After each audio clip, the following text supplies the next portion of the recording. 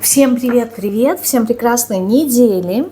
Сегодня мы с вами сделаем расклад на тему, какого чувства вам не хватает в жизни, в общем, по жизни. И потом посмотрим отдельно, какого чувства вам не хватает на данный момент. Так, работать будем на колоде Таро сумасшедшего дома.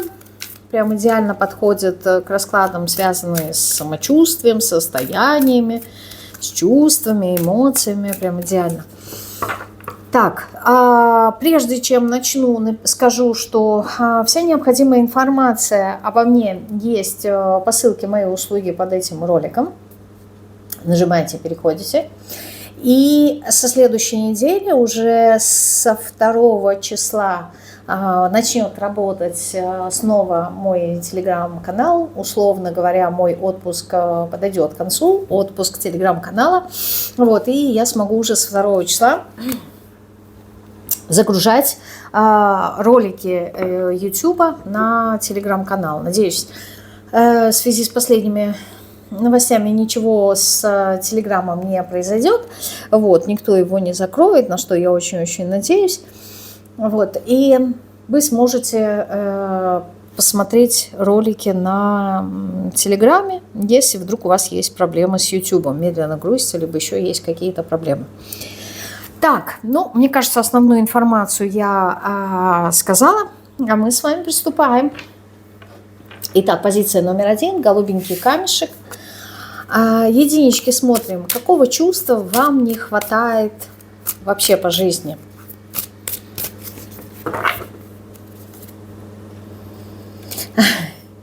Чувство победителя, да, 6 жезлов, но здесь такое, знаете, ощущение, скорее всего, не само ощущение того, что вы победитель, потому что оно у вас есть, а я бы сказала, что вам не хватает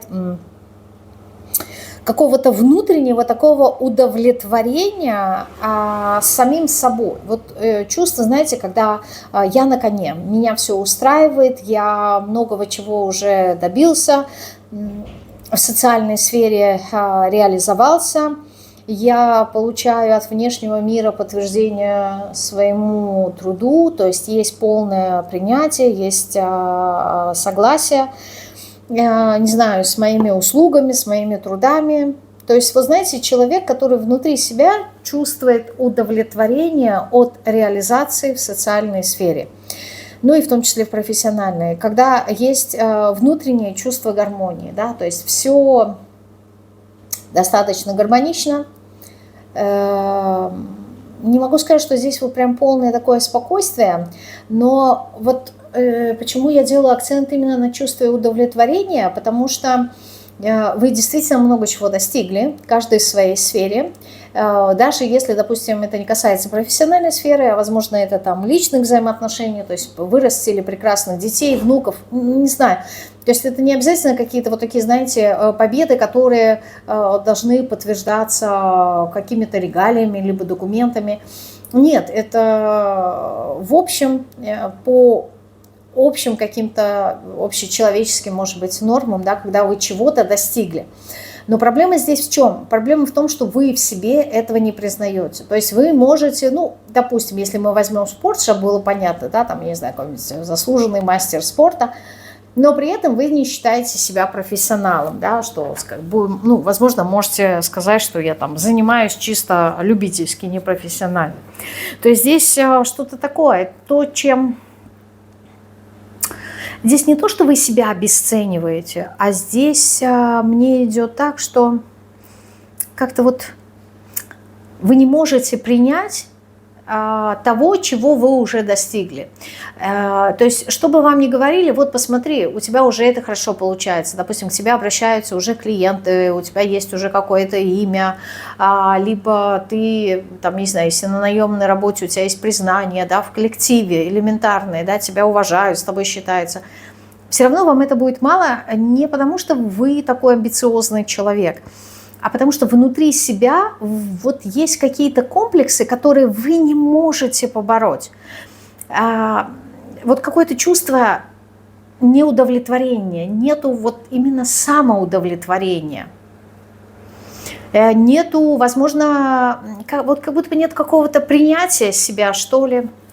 В чем? Давайте более конкретно посмотрим, в чем. Но вы не чувствуете себя, знаете, как, с одной стороны, успешным человеком, вот именно реализованным. Еще раз скажу, у вас могут быть и официальные документы, подтверждающие, что вы действительно, там, я не знаю, может быть, должность какая-то, может быть, там, я не знаю, 2 университета закончили или еще что-то. То есть подтверждение каких-то, вот, может быть, документов, бумаг, там, не знаю, где-нибудь работаете на каким-нибудь начальником, да, то есть не простым разнорабочим. Но вот этого вот чувства у вас внутреннего, то, как вы себя оцениваете, вы не считаете, что вы достигли успеха. И это не скромность, а это вот какое-то внутреннее непринятие. Вы не можете принять какой-то успех, он у вас есть. Также вы здесь не можете принять...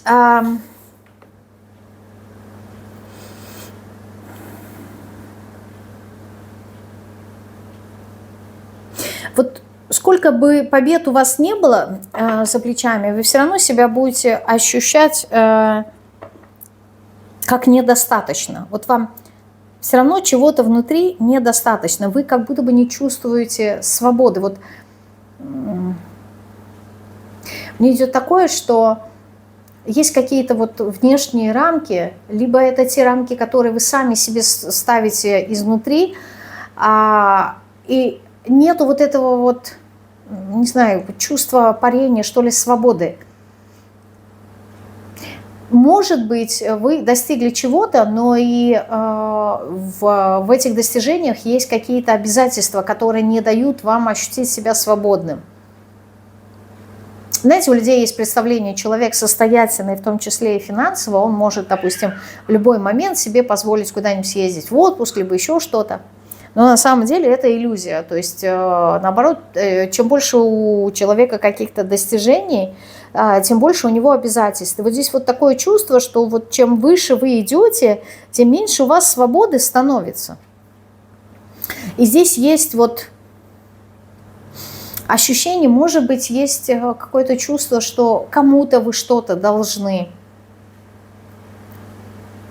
И поэтому вы, ну вот как, знаете, как... Есть у вас, допустим, хорошая работа, есть хороший заработок, но внутри себя вы чувствуете ограничения по поводу того, что вот если бы я купил, допустим, там дом своим родителям, либо там квартиру своим детям, вот тогда бы я вот как-то почувствовал себя успешным, что ли. То есть здесь есть, возможно, еще какие-то обязательства перед кем-то. И вот пока вы эти обязательства не выполните, не потому что вам кто-то их навязывает, это ваше желание, но вы его чувствуете как будто бы кому-то обязаны. И, ну вот, из-за этого, то есть здесь есть какая-то преграда внутри вас, которая вас ограничивает от того, что вот полностью насладиться своими успехами. Я бы сказала так, что здесь вот чувство какой-то свободы, что ли, вот этого вот вам не хватает. Не потому, что у вас ее нету, а вы ее не чувствуете. Это ваши чувства по жизни. То есть как будто вы все время либо кому-то должны что-то, либо обязаны, либо вам нужно к чему-то стремиться, либо все время вы куда-то бежите, чего-то достигаете. Вот ощущение, я хочу быть свободной от всего. Вот что захотела, то и сделала. Вот этого вот чувства здесь нету. Почему вам этого чувства не хватает? Именно вот это почему, да, королева жезлов? Потому что именно это чувство поможет вам ощутить себя самодостаточной. То есть именно вот этого чувства не хватает для цельности, для того, чтобы ощутить себя полноценной. Ощутить себя вот как будто бы независимой. Вот есть здесь все равно какая-то зависимость, привязка к чему-то, либо кому-то. И вот это вот не дает вам ощущения свободы. Это может быть иллюзорное, я не знаю, но это все равно состояние присутствует. Для чего? Для чего вам это чувство? Вы как будто бы хотите жить по своим правилам. жить по своим каким-то понятиям, в согласии со своим каким-то мировоззрением. И здесь получается, что в каких-то моментах вы не проживаете вот ощущение, не проживаете свою жизнь так, как вы хотели бы. Здесь есть вот это чувство, что я живу то ли как мне, может быть, навязывает, может быть, как обучала меня моя семья, то есть по каким-то чужим правилам, по каким-то чужим верам, что ли, вот, ну, не то, во что вы верите. Опять же таки, это не полностью вся жизнь, это может быть в каких-то конкретных сферах, либо в каких-то ситуациях такое всплывает. Ну, такое есть. Вы хотите жить согласно того, во что вы верите. Так, давайте теперь посмотрим, а какого чувства вам не хватает на данный момент. То есть вам чувство свободы, да, легкости, вот этого вот праздника, успеха не хватает в общем по жизни. А на данном этапе, в моменте здесь и сейчас. Вот это же чувство, да, только оно как будто бы в меньшей мере. То есть тоже и ощущение свободы, и тоже ощущение радости и легкости, но здесь вот как будто бы, знаете, какое-то чувство, которое у вас уже когда-то было. Вы его когда-то проживали. Может быть, это ощущение себя, не знаю, более молодой. Может быть, это ощущение, которое у вас было уже когда-то, вы его проживали. И сейчас вам какое-то такое, знаете, вот беззаботное, легкое, непредсказуемое в некоторой степени, да, может быть, где-то бесшабашное. То есть вот когда вы делали то, что вы хотели, у вас было это чувство. И вот вы как будто бы заново хотите прожить вот это. Здесь в некоторой степени идет вот, как, знаете, ощущение забвения. Вот я хочу забыться, да, вот забыться. И вот есть иногда такой момент прикинуться как будто бы дураком, чтобы с меня меньше ответственности было, чтобы ко мне меньше, как-то вот, я не знаю, претензий было, чтобы меньше придирались ко мне. Что вот с одной стороны, как будто бы люди отстали от вас, и вы смогли жить спокойно. У вас был такой период, и вы его заново хотите прожить. Что это за период? Вот в этой колоде, да, как раз-таки девятка монет, она и указывает на признание как раз-таки своей индивидуальности. То есть вот когда вы разрешали себе быть такой, какая вы есть, то есть не подстраиваться под кого-то, не соответствовать чужим ожиданиям, не соответствовать каким-то чужим правилам, а вот именно разрешить себе быть такой, какой вы хотите. Вот у меня идет как-то такое, знаете, более, это не детство, это юношество, да, вот где-то в возрасте, там, я не знаю, 18, чуть старше, до 25 лет, может быть. Вот у вас был такой период, когда вы разрешали себе быть такой, какая вы хотите, то есть без каких-либо не соответствовать правилам, то есть не хотите здороваться, не здороваетесь, не хотите прощаться, не прощаетесь, не хотите общаться с людьми, не общаетесь. То есть вот здесь не про бунтарство, а здесь про то, что я делаю то, что я хочу. Может быть, это было не такой большой период времени, да, может быть, это была какая-то конкретная одна ситуация, но у вас вот это вот желание, да, когда вот в этот момент я была настоящая, вот в этот момент я была такая, какая я хотела.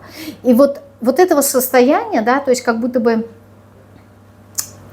вы хотите себе разрешить заново быть такой, какая вы есть на самом деле, проявлять свою индивидуальность, проявлять свою вот какую-то настоящую, что ли, вот как будто бы без масок, жить без масок. Вот этого чувства вам не хватает. Так, это была первая позиция. Позиция номер 2. Двоечки. Вся необходимая информация о моих услугах есть под этим роликом по ссылке «Мои услуги». Вот, если хотите со мной связаться.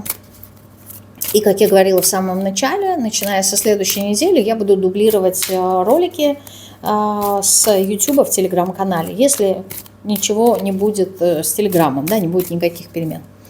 Итак, а какого чувства вам не хватает вообще по жизни? Я бы сказала, знаете как, целеустремленности, с одной стороны, а с другой стороны, в некоторой степени, как бы это ни звучало парадоксально, какой-то наглости. То есть, знаете, когда человек живет, даже не то, что живет, а вот какая-то бескомпромиссность. Здесь идет энергия того, что вы хотите как будто бы нравиться, ну, многим людям, поскольку вы не конфликтны, вы очень часто идете на уступки. И поэтому вот вам по жизни как будто бы не хватает вот этой вот мечевой энергии, то есть отстаивать то, во что я верю, вот какую-то бескомпромиссность, не обращать внимания на мнение других людей, быть как-то вот более настойчивой, быть более целеустремленной, уметь, не знаю, подбирать, возможно, правильные слова, говорить о том, что я хочу, и при этом не обращать внимания на то, что нравится другим людям это или нет. Почему? Потому что здесь прослеживается какая-то мягкость вашего характера, и вы, наверное, себе очень часто говорите о том, что вот хочу быть такой вот более уверенной, что ли, с внутренним каким-то стержнем, да, то есть более жесткой, не быть такой мягкой, не быть такой покладистой, не быть такой доброй, может быть, уметь давать отпор, да, где-то быть какой-то колкой, прямолинейной. То есть вот то, чего вам не хватает, да, противоположность того, кем вы являетесь на данном этапе, вот вы как раз-таки хотите что-то такое противоположное. Плюс ко всему целеустремленность, она связана с тем, что, возможно, вы не всегда понимаете, что вы хотите. И поэтому, когда вы смотрите на других людей, которые, знаете, вот с юности, да, либо с детства знают, вот когда спрашиваешь, кем ты хочешь стать, и ребенок четко говорит, вот там, я хочу стать, например, поваром. И он, ну, взрослеет и идет вот по выбранному уже с детства какой-то своей тропе. Вот у вас такого нету. У вас нету четкого понимания, вот, чем бы я хотела заняться, либо что я хочу. Почему? Потому что вот мне вроде бы и это интересно, и то интересно, и это умею. То есть выбрать что-то одно для вас сложно. И поэтому вы хотели бы быть сконцентрированы и целенаправленно идти к своей цели после того, когда вы определитесь, что же я хочу. То есть у вас проблема не в движении, а проблема в определении. Почему? Потому что вот двойки, как правило, те люди, которым сложно определиться, сложно что-то выбрать. То есть для них создает большую трудность, да, сделать выбор. Так, почему? Почему вам не хватает в жизни, по жизни, либо в жизни именно вот этого состояния, вот этого чувства? Что-то я сегодня у меня какое-то косноязычие. Почему? Паш мечей. Наверное, вы, знаете, по натуре своей, возможно, человек как исследователь. Я бы так сказала. То есть Паш мечей – это тот архетип человека, который познает этот мир через то, что задаете очень много разных вопросов. И вот остановиться на чем-то одном для вас было бы, ну, не совсем комфортно, что ли, не совсем приятно. Почему? Потому что в мире есть много чего интересного. В мире есть много всего разного, и хочется познать все. Не все из того, что вы узнаете, вы можете применить в жизни, потому что, ну, может быть, оно и в этом и нет какой-то необходимости, но при этом вот это вот желание, да, чувство быть человеком эрудированным, да, быть человеком многогранным, многосторонним. Возможно, вы, ну, так скажем, белой завистью завидуете людям, которые вот много чего знают, да, много в чем разбираются. Вот вам это нравится.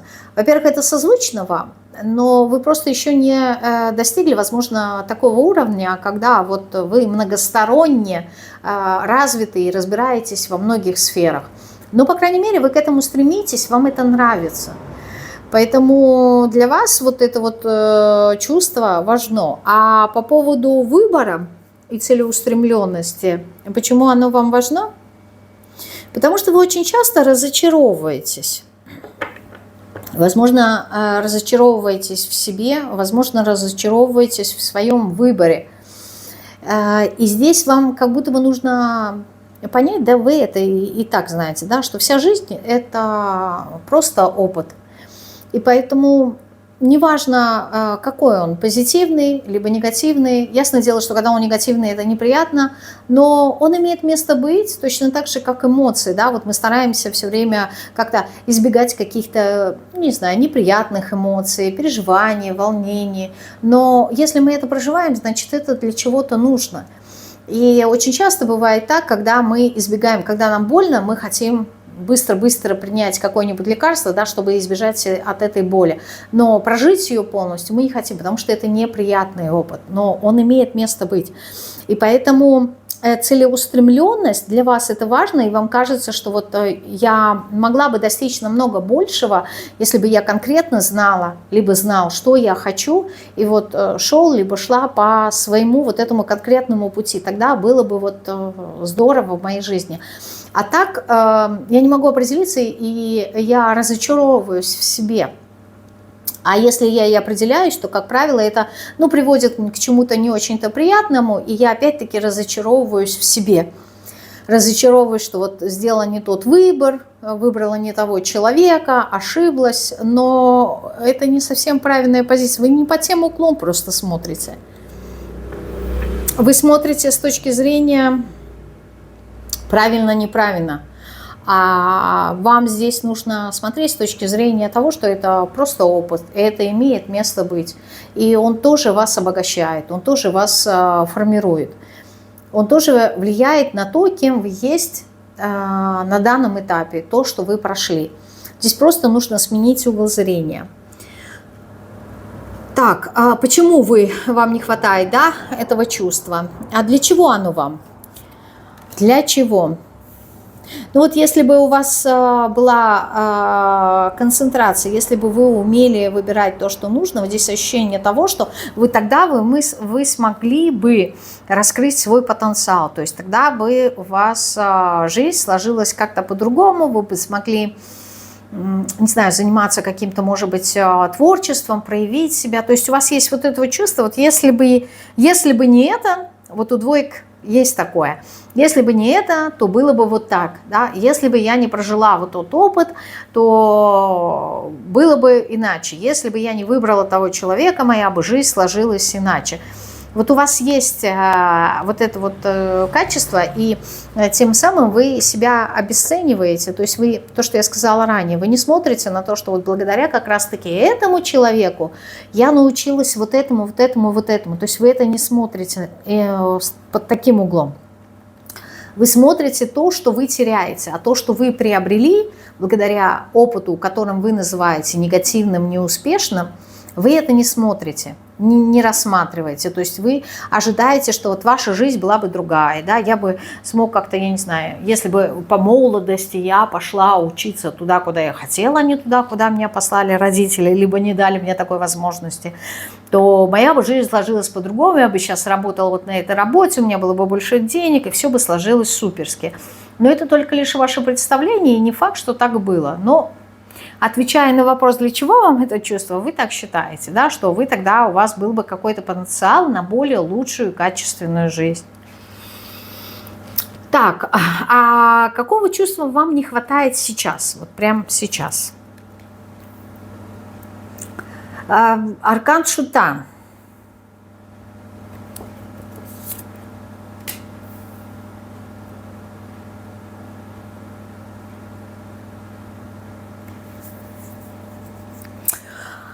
Смотрите, какое чувство.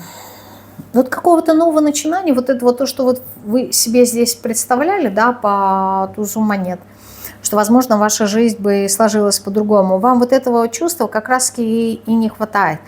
То есть, может быть, чувство уюта, комфорта, какой-то легкости, знаете, необремененности, что ли, беззаботности. Может быть, у кого-то есть такое ощущение, что вот если бы, допустим, у меня сложился брак, либо в хорошем понимании слова я была бы содержанкой, вот хорошим, ну, то есть вы со своей стороны дарите заботу, любовь, внимание, уют и все, что, в принципе, дарит женщина, но при этом мужчина бы обеспечивал вам безопасность, финансовую какую-то заботу, в чем-то, может быть, помогал, оберегал, вот тогда у вас, ну вот вы чувствовали бы себя как-то более спокойно, что ли, легко. Здесь ощущение того, что я не хочу думать о каких-то более серьезных вещах в жизни. Это не в контексте философии, а, например, где там заработать деньги на хлеб насущий, как говорится, да, либо где там, куда нужно сходить, чтобы оплатить какие-то счета. То есть здесь есть какие-то вопросы, которые вас очень сильно напрягают, и вам приходится решать их. У меня вообще, если честно говоря, такое ощущение здесь, это, конечно, касается не всех, ясное дело, потому что это общий расклад. Вот вам комфортнее по королеве Пентакли быть то, что мы называем, например, хозяйкой в доме. Не домохозяйкой, а именно хозяйкой в доме. Да, управительница именно внутреннего круга, да, своего домашнего очага. Все, что подразумевает слово «домашний очаг». То есть уметь управлять, уметь создавать уют, комфорт и все такое. А все, что связано с внешним миром, да, за пределами вашего дома, вас очень сильно напрягает и вызывает стресс. Я не говорю о том, что вы не можете выйти за пределы дома, но вот как будто бы этот мир, он больше мужской и жесткий, и он вас очень сильно напрягает. А вам хочется по шуту какой-то, знаете, легкости, такой непредсказуемости. Хочу вот так сегодня, хочу по-другому. То есть вы, возможно, вот то, что вот мы говорили, да, про разносторонность, про многогранность, вы хотели бы это проявлять, но в более легкой форме, не в контексте ментала, а в контексте каких-то действий таких непредсказуемых, да, то есть сегодня проснулась, хорошее настроение, давай-ка я приготовлю прекрасный ужин, да. И вот вы готовите, от этого получаете удовольствие, настроение, там вся семья довольна, либо вы просто, если один либо одна живете, для себя устроили какой-то такой пир, и вам это хорошо. А на следующий день у вас нет настроения, вы ничего не делаете. Это не говорит о ленности, это говорит о том, что вот вы... Вот с одной стороны, знаете, вы человек такой... постоянный в контексте чего? В контексте вот безопасности. То есть мне важно знать, например, если вы работаете, что каждого там 1-15 числа я получаю деньги. Да? Все, я спокойно, деньги приходят, это все окей.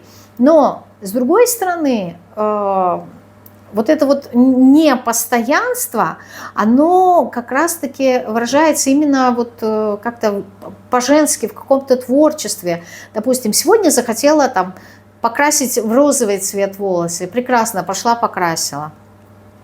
А через месяц я не хочу, я хочу там короткую стрижку. Были длинные волосы, отрезала, хочу короткую. То есть вот в таких моментах у вас не постоянство.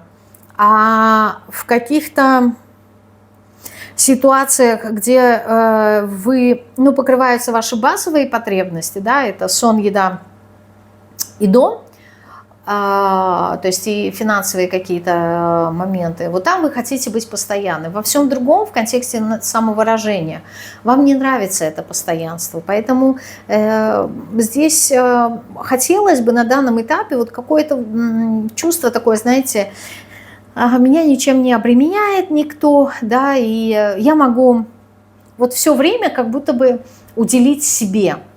Жить здесь не так, как у единичек, да, они хотят внутренней свободы, что вот я никому ничего не обязана, да, я не буду ничему соответствовать. У вас не совсем так, у вас свобода в контексте... Как будто по утрам, знаете, не хочется просыпаться там 7 часов, если вы просыпаетесь, либо 6 часов, а хочется проснуться и чуть понежиться. Здесь не говорится о том, что вы не хотите идти на работу, к примеру, да, но вот это должно быть все как-то легко. Мне здесь, знаете, показывают какие-то картинки из диснеевских мультиков, связанные с принцессами всевозможными, да, там, где они песни поют, танцуют, вот там, я не знаю, как Белоснежка, например, да, там Золушка, ну какие еще, там, Рапунцель, какие еще персонажи есть, да. И они почему-то все в какой-то момент в этих мультиках, да, они все поют, они все танцуют, вот какие-то такие радостные, счастливые. Вот вам вот этого состояния не хватает. Я не говорю, что вам не хватает счастья, вам не хватает вот этой вот легкости, что я прекрасна, я женщина, я радуюсь этим, я ценна сама для себя. Я могу заботиться о себе, создавать вот атмосферу. Потом еще здесь, знаете, для кого-то там очень хочется убраться, потом зажечь какие-то аромасвечи, там разные всякие масла, духи разные. Вот как будто бы позволить себе, чтобы у вас это было. То есть какие-то мелочи, но чтобы вы вот легко их проживали, да, чтобы, вот опять же повторюсь и скажу, чтобы не было это чувство обременения жизнью и какими-то обязательствами. Не потому, что вы не обязательный человек, а потому что именно сейчас есть желание вот этого чувства, ну вот, я хочу жить так, как я хочу, позволить себе чуточку больше того, что я себе позволяю. И здесь есть вот огромное такое желание побыть девочкой, что ли, побыть, не знаю, женщиной какой-то, да, вот где-то как-то покапризничать. Ну, вот какие-то женские энергии здесь идут, и почему-то вы их себе не разрешаете, что ли, проживать. Здесь еще идет чувство, как-то хочу больше о себе позаботиться, а для кого-то, вот мне прям показывают, когда, знаете, человек сам себя обнимает. Вот не то, чтобы хочется себя пожалеть, а вот хочется как-то порадоваться за себя, обнять себя, поддержать. Вот такие энергии здесь не хватает вам, таких энергий и чувств. Так, это была вторая позиция. И мы с вами переходим к позиции номер 3, зелененькому камешку. Троечки, напоминаю, все мои услуги, есть по ссылке мои услуги под этим роликом. И начиная со следующей недели я по возможности буду дублировать ролики с YouTube в телеграм-канале. Если у вас есть проблемы, вы не можете спокойно посмотреть в нормальном качестве ролики на YouTube и в нормальной скорости. Итак, какого чувства вам не хватает по жизни в общем? Вот мне кажется, что вам не хватает общности какой-то. То ли найти людей, единомышленников именно в профессиональной сфере. То есть там, где нужно приложить много труда, вам хочется, чтобы у вас были какие-то подмастерья. Причем очень интересный момент, не на равных с кем-то, а как будто бы есть люди, которые как-то на ступеньку, либо на полступеньки ниже вас, и при этом они вас поддерживают, и вы сообща что-то вместе делаете. Я не могу сказать, что здесь идет роль руководителя, но вот как-то здесь помощники должны быть и единомышленники. Вот и это все в одном лице. Помощник – это подразумевает то, что человек, может быть, умеет чуть меньше, чем вы, знает чуть меньше, чем вы, делает меньше, чем вы. Но вот единомышленник – это, как правило, люди, которые с вами на одной ступени, на одном уровне, да? Они смотрят с вами в одном направлении. И вот здесь вот это вот, я не знаю, каким образом это должно соединяться. То есть, с одной стороны, чтобы люди вас как-то поддерживали, вас вдохновляли, но при этом вы не теряли лидерских своих позиций. Но я не думаю, что вы здесь как-то будете возвышаться над другими людьми. Это вот как-то внутреннее ваше, какие-то лидерские качества, они здесь прослеживаются. То есть даже если вы будете с людьми на одном уровне, на одной волне, все равно вы как-то вот принимаете роль лидера. Пускай негласного лидера, но в большей степени как-то вот вы более активно себя проявляете. Здесь ощущение того, что да, я, допустим, как некий такой архитектор, который буду строить, но при этом мне нужны там и прорабы, и мастера, и все такое. Да, мы все вместе, да, мы в одной повозке, но при этом я архитектор, я руковожу, потому что я знаю, что и где, как должно быть в моей картине видения. Но при этом я не вмешиваюсь в дело, там, я не знаю, рабочих. Но я им могу подсказывать и указывать в контексте своего видения, что бы я хотела. Вот здесь вот какая-то такая энергия. То есть, с одной стороны, вам важно, чтобы вас поддерживали, а с другой стороны, выше себя вы не хотите никого ставить. Это вот касательно работы, либо какого-то дела. Почему?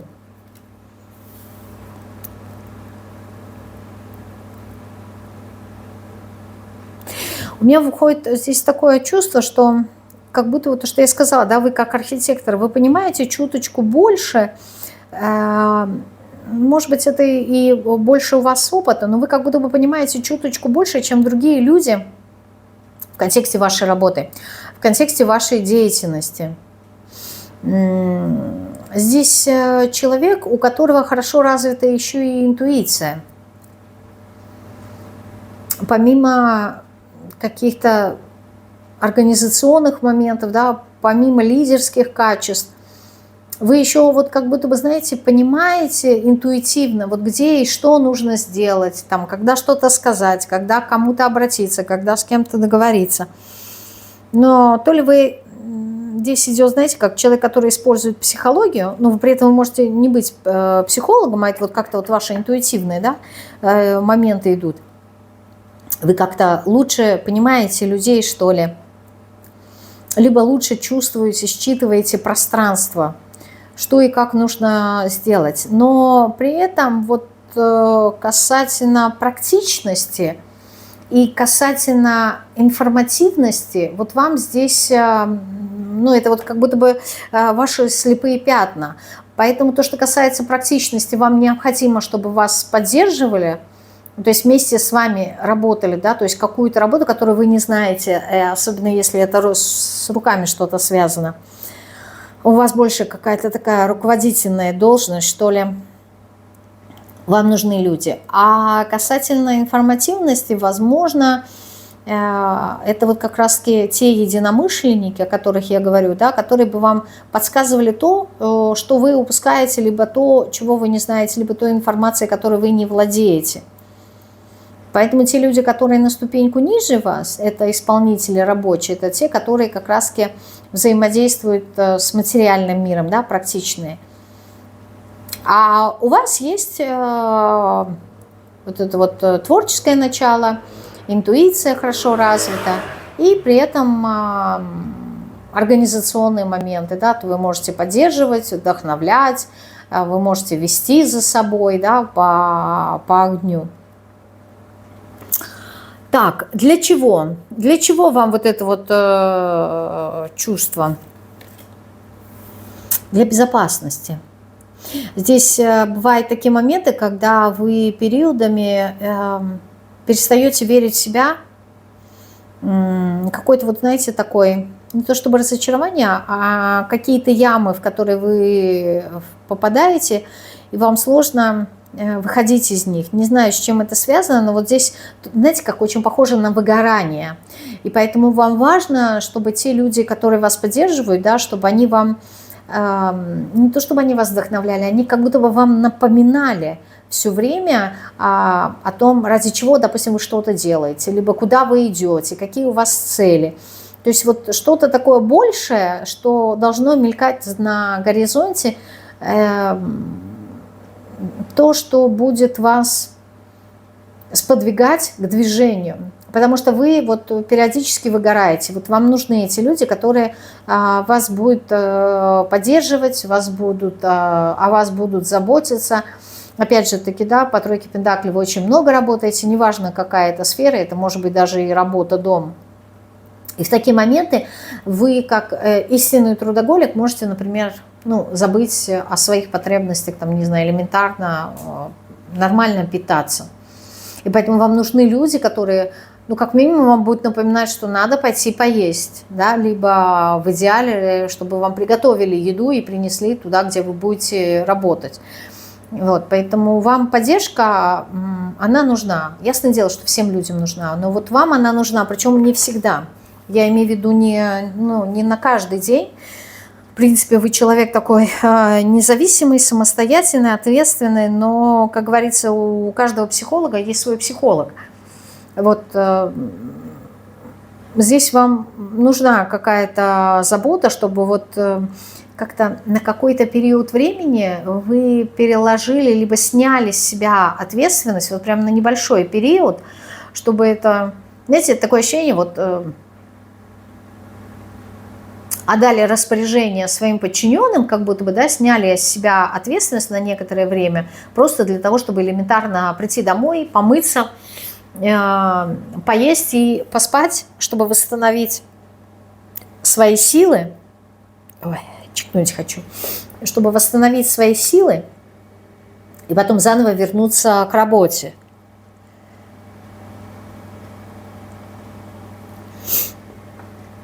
Да. Так, мы посмотрели для чего. А какого чувства вам не хватает на данном этапе, вот сейчас? Это вот по жизни, да, вам как будто бы не хватает людей, которые бы вас понимали, поддерживали, вот, где-то, может быть, что-то подсказывали, в чем-то направляли периодами, да, не на постоянной основе, но, в общем, люди должны быть вокруг вас. Причем так интересно, люди, вы хотите, чтобы вокруг вас были люди, но при этом держать с ними дистанцию. Как вот, я не знаю, мне идет картинка руководителя, у которого там в подчинении, я не знаю, человек 50 и больше. И вот периодически вам нужно как-то собирать начальников отдела, да, и полагаться на их ответственность в некоторой степени, чтобы принять какое-то правильное решение. А в другие моменты вы как будто бы вот все, мне эти начальники не нужны, я самостоятельно все решу. То есть здесь как-то наплывами у вас идет. Когда у вас есть прилив сил, вы все самостоятельно делаете. А когда сил нету и ресурсов нету, энергии, вам хочется вот, чтобы вам могли, подсобили. Но вы можете работать здесь с большим количеством людей, но этих всех людей вы держите на дистанции, даже если это какие-то родственники, либо близкие люди, семья. Вы в душе вот как будто бы интроверт в большей степени. Ну, то есть человек, либо вам периодически, я не знаю, надо уходить куда-то, вот, чтобы восстановиться. Я просто вижу вас, это, знаете, как человек, который сидит перед телевизором, либо перед экраном. И вот по ту сторону экрана очень много людей. Ну, я не знаю, как, допустим, преподаватель в Zoom, да, проводит какие-то конференции. Вот по ту сторону много людей, а вы по эту сторону один. И вот либо одна. И все равно вот есть вот эта вот дистанция, это расстояние, и вам с этим окей. То есть если бы вы, допустим, там вживую, как учитель, проводили занятия, уроки, вам это было бы напряжно. То есть вы все равно как-то вот, не знаю, какое-то вот расстояние есть. Вы очень сильно устаете от людей, но с другой стороны у вас есть зависимость от этих людей. То есть вы зависимость в контексте того, что если вы не находитесь вот как-то в толпе, ну, вам это сложно, да, у вас какая-то ломка идет. Но при этом, как бы это, знаете, не очень хорошо может звучать. И, ясное дело, это не всем подходит, но мне такая вот просто картинка пришла, что я не очень люблю людей, но всю жизнь работаю с людьми. Вот какой-то такой образ. То есть я не могу сказать, что вот прям я люблю людей, но и ненависти здесь нету. Но при этом я всю жизнь работаю с людьми. Вот какой-то такой парадокс. Так, еще какого чувства вам не хватает сейчас? Сейчас вам не хватает по королеве мечей, может быть, какой-то прозорливости, может быть, вообще-то вам не хватает каких-то перемен в жизни. Но если мы говорим о чувствах, как будто бы что-то прояснить, что-то понять, но мы говорим о чувствах. Вот вам как будто бы не хватает сейчас сил, чтобы разрушить какую-то свою стабильность. То есть вы понимаете, что она уже дала какую-то трещину. То есть ваша жизнь, так как вы привыкли жить, вы понимаете, что уже не получится. Да что ж такое? Я извиняюсь. Но мне все время хочется чихнуть.